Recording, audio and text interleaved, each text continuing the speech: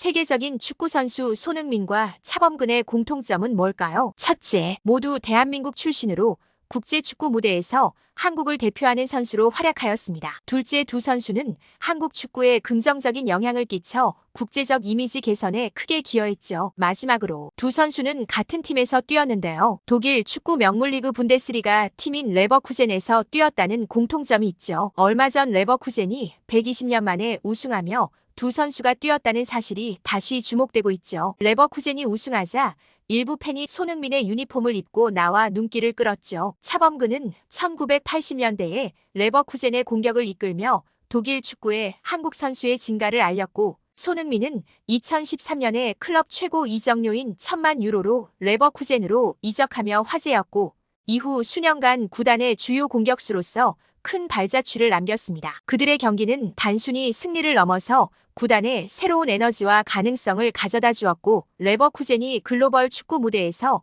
자신들의 위치를 확고히 하는데 크게 기여했습니다. 오늘은 축구에 미친 나라 독일에서 온 사연입니다. 팬들은 레버쿠젠이 120년 만에 리그 우승을 할 수 있었던 건 이 두 한국인 덕이라고 하죠. 유럽 대표 축구 리그 중 하나인 분데스리가에서 활약했던 자랑스러운 한국 선수들의 이야기 들어보러 가실까요? 저희 채널은 제보해주신 사연을 바탕으로 사연자를 대신하여 소개해드립니다. 일부 내용과 이름은 사연자의 개인정보 보호를 위해 각색한 점 양해 부탁드립니다. 구독과 좋아요는 영상 제작에 큰 힘이 됩니다.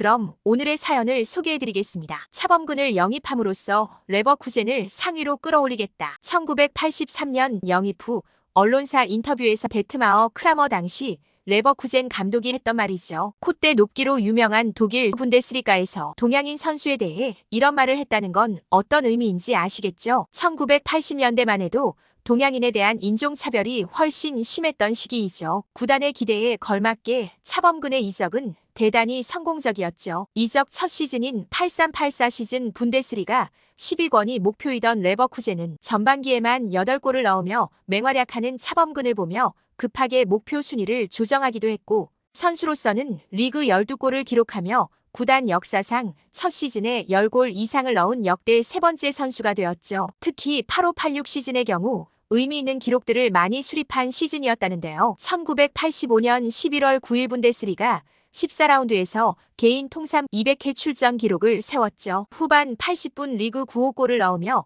차범근은 분데스리가 200경기 77골을 기록하게 되었죠. 또한 분데스리가 진출 이후 본인의 역대 한 시즌 최다 골인 38경기 19골을 기록하였는데, 당시 아시아 선수 유럽 4대 리그 최다 골이자 구단 역사상 한 시즌 최다 골로서 현재까지도 역대 6번째 기록에 해당한다. 시즌 라운드 베스트 11에도 6번 선정되었죠. 2014년 한 방송국에서 월드컵 특집으로 제작된 다큐에서 차범근은 독일을 다시 방문했는데요. 갈색 폭격기로 불리며 맹활약하던 차범근을 독일 팬들은 아직도 가슴에 기억하고 있었죠. 구단을 빛낸 레전드 11명을 선정해 지하철 역 기둥에 그들의 사진을 각인해 놓는데 가장 좋은 자리에 차범근의 사진이 있었고, 선수 시절이 몇십 년이나 지났지만 마주치는 팬들로부터 사인 공세를 받았고, 선수 시절 단골집을 찾자 그를 둘러싸며 환호했죠. 차범근은 여전히 차범으로 기억되고 있었죠. 이쯤에서 잠깐 분데스리가는 무슨 뜻일까요? 분데스리가는 독일의 축구 리그로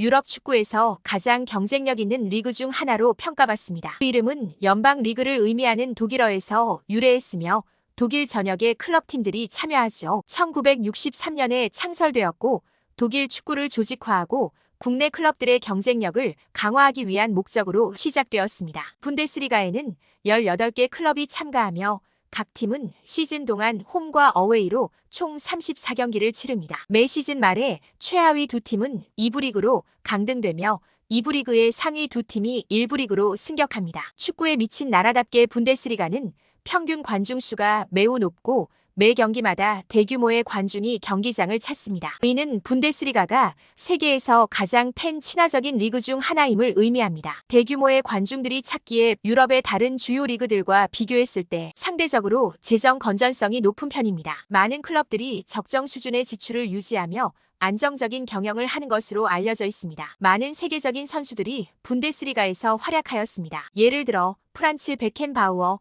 게르트 밀러, 로베르트 레반도프스키 등이 있죠. 그럼 이어서 다음 구단 레전드인 손흥민 선수 이야기를 해볼까요? 홍콩 사우스 차이나 모닝 포스트는 레버쿠젠의 역사적인 첫리 우승 당시 팬들이 손흥민의 유니폼을 입은 이유라며 팬들은 구단의 옛 레전드들을 언급하며 역사적인 성공의 순간을 누렸다라고 레버쿠젠 팬들이 손흥민의 유니폼을 입고 우승의 기쁨을 나눴다고 전했죠. 레버쿠젠은 15일 독일 바이 아레나에서 열린 브레멘과의 경기에서 5대0으로 승리했는데요. 레버쿠젠은 이 경기 승리로 남은 경기 결과에 상관없이 리그 우승을 확정지었죠. 2위 뮌헨보다 한 경기 덜 치르고도 승점 13점 앞서 있었던 레버쿠젠은 이날 승리로 승점 79점이 되며 리그 종료까지 5경기 남았지만 격차를 16점으로 벌리며 우승을 확정지었죠. 레버쿠젠은 이렇게 구단 역사상 첫 분데스리가 우승이라는 쾌거를 달성했는데요. 레버쿠젠은 이날만을 120년 동안 기다렸죠. 창단 이후 우승 트로피를 한 번도 들어올리지 못했죠. 긴 역사를 자랑하는 명문 구단임에도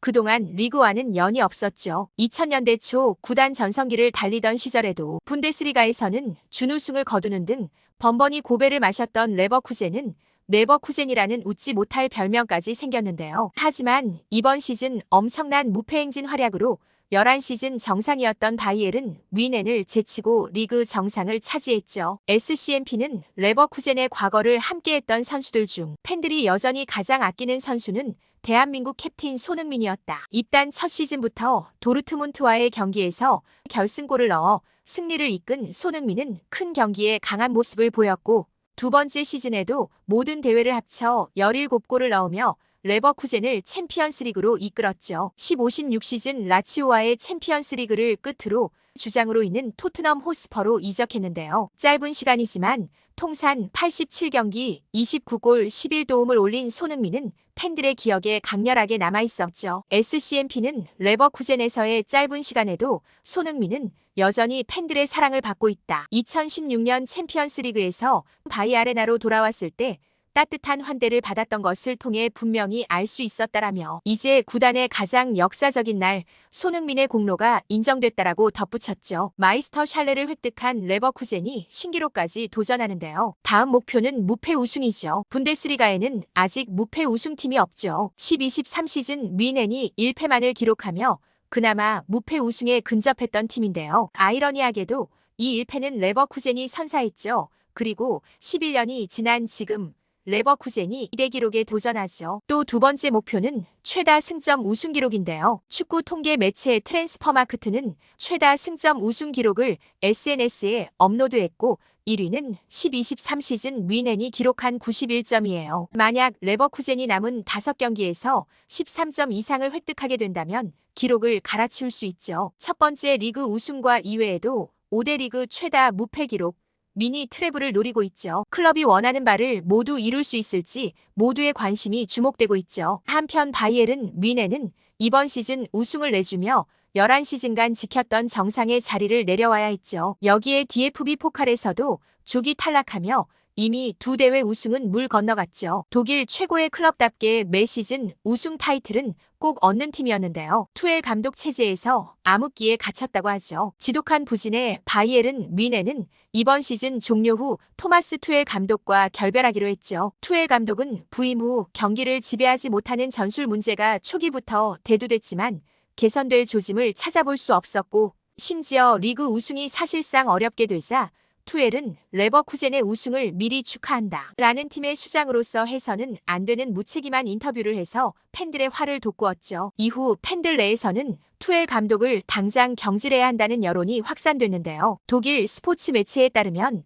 바이에른 뮌헨은 차기 감독 영입에 박차를 가하고 있는데요. 사비 알론소 현 레버쿠젠 감독에게 퇴짜를 맞으면서 나겔스만 감독을 주시하고 있어요. 현재 독일 대표팀 사령탑인 나겔스만과 협상 막바지에 돌입했다는 이야기도 들릴 정도죠. 유럽 축구 이적 시장 전문가는 뮌헨은 지네딘 지단 감독에 대해 논의를 하긴 했지만 여전히 가장 유력한 후임 감독 후보는 나겔스만이라고 했죠. 1987년생의 젊은 지도자인 나겔스만 감독은 2021년 바이에른 뮌헨과 5년 계약을 맺었으나 기대에 미치지 못했죠. 리그 우승은 이어갔으나 일부 선수들과 불화설이 나왔고 결국 지난해 갑작스럽게 경질된 이후 그는 독일 대표팀 지휘봉을 잡고 전차 군단을 성공적으로 이끌고 있었죠. 한 차례 실패를 경험했고 지금 대표팀을 맡은 나겔스만 감독을 1순위로 고려하는 게 쉽게 이해가 가지는 않지요. 하지만 플라텐버그 기자는 바이에른 뮌헨은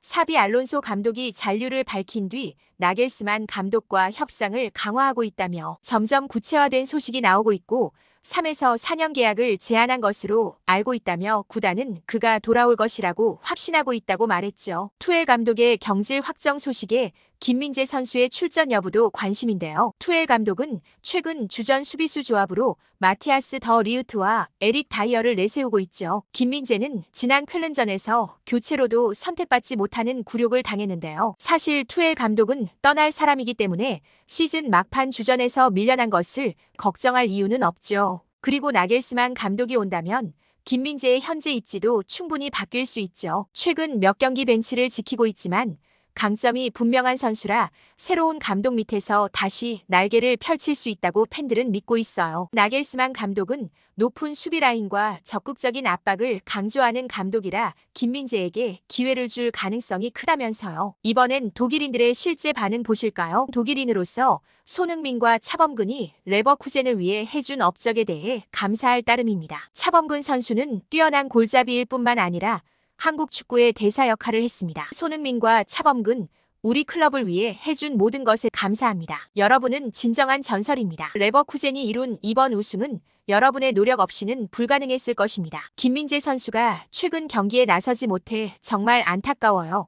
그의 부재가 느껴져 뮌헨이 여러 경기에서 패배했어요. 새로운 감독이 오면서 김민재 선수가 다시 경기에 출전하고 훌륭한 수비력을 보여줄 기회를 얻기를 바랍니다. 우리 팀이 다시 정상으로 돌아가기 위해 그의 힘과 존재감이 필요해요. 김민재 선수는 재능이 뛰어난 선수이고 기량은 의심의 여지가 없습니다. 그가 바이에른을 강력한 팀으로 만드는데 도움을 줄 것을 기대합니다. 행운을 빕니다. 민재, 우리가 응원하고 있어요. 3대째 레버쿠젠을 응원한다는 한 팬은 마지막 한마디 덧붙였죠. 레버쿠젠의 우승은 단순한 이벤트를 넘어서는 역사적인 순간이며 특히 저에게 큰 의미가 있죠. 왜냐하면 대한민국 축구 선수 손흥민과 차범근 덕분에 레버쿠젠을 더욱 사랑하게 되었으며 그들의 뛰어난 기량과 헌신이 이 구단이 이룬 성과의 기반이 되었다고 생각하기 때문이죠. 앞으로도 두 선수와 한국을 더욱 응원할 거예요. 감사합니다. 독일인의 사연과 댓글 잘 보셨나요? 사연 맛집에서는 여러분의 사연을 기다리고 있습니다. 자신의 사연을 소개해주고 싶으신 분은